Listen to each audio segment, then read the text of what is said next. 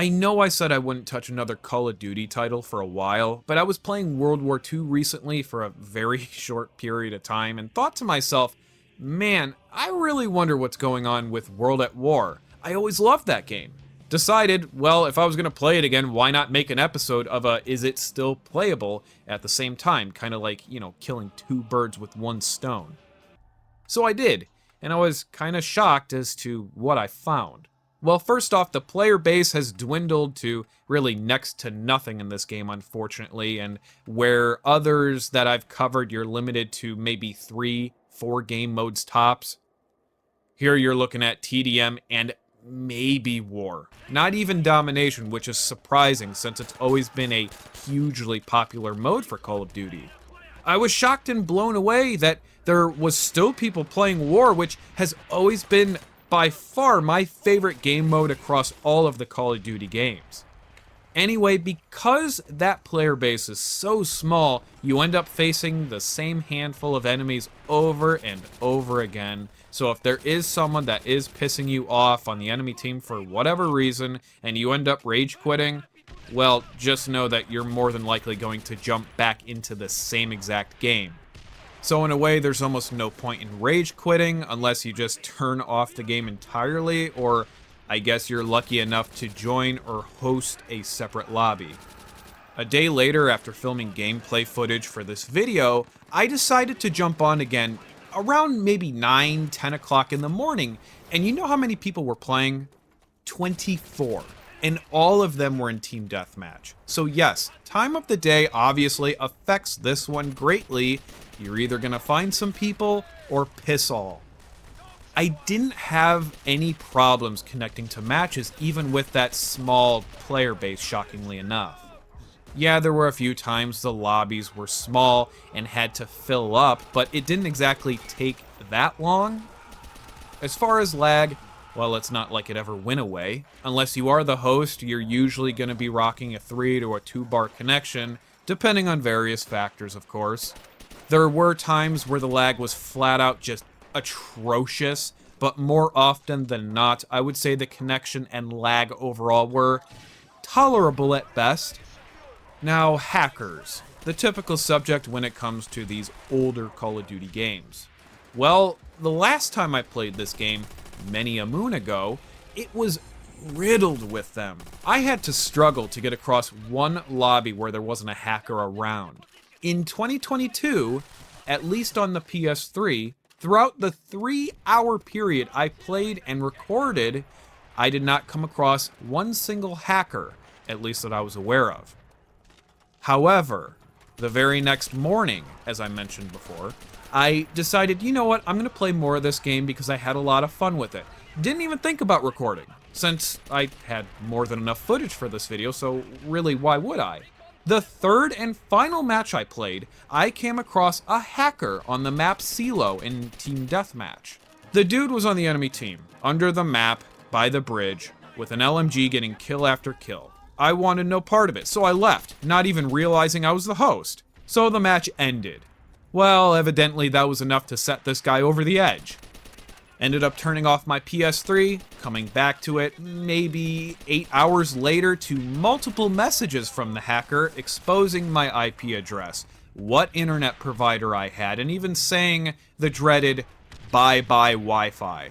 Stupid me opened up that message, and not even 5 minutes later, I got DDoSed. My entire internet was shut down. Wi-Fi, Ethernet, everything was off the grid. And you would think that would have pissed me off or made me mad. Look, guys, I nearly died a couple times last year. Getting DDoSed is like the bottom of the barrel of things on my give a fuck list. Honestly, I was more annoyed with this whole thing and really confused why someone would DDoS another person to commit a federal crime that can wind you up to, I think, 10 years in prison in a fucking 14-year-old game with next to no one playing it. Like, what's the goal here? What's the purpose? I don't understand.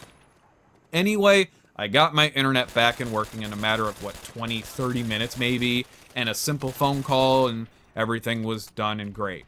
If you're wondering who the user might be, here you go.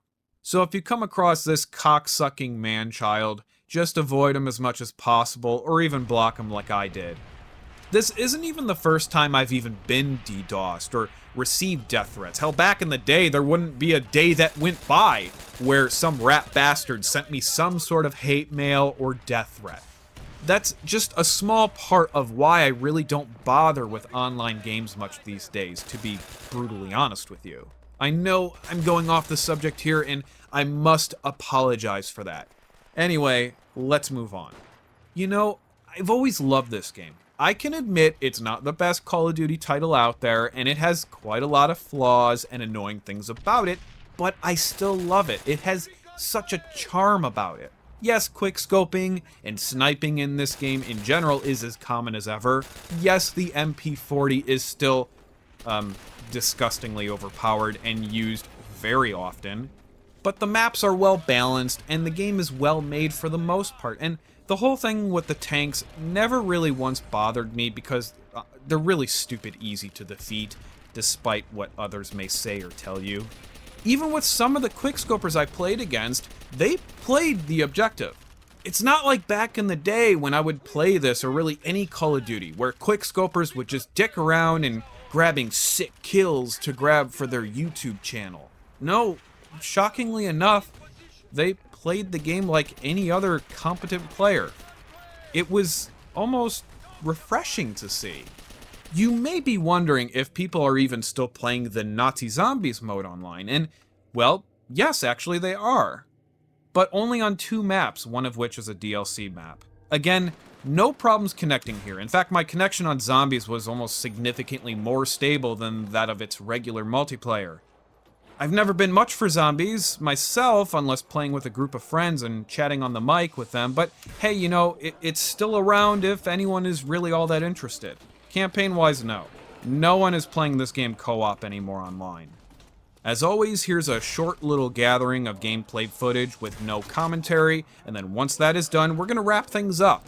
Of course, timestamps and chapters will be in the description for those who may want to skip this segment.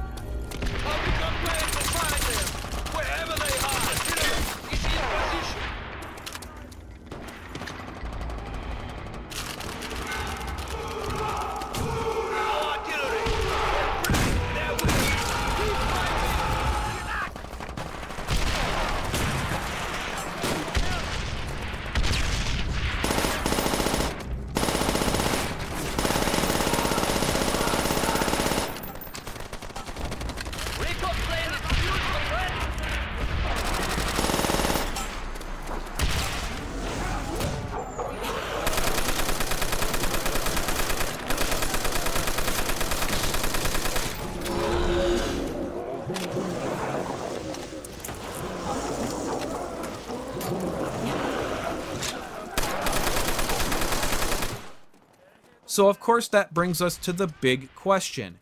Is World at War still playable in 2022?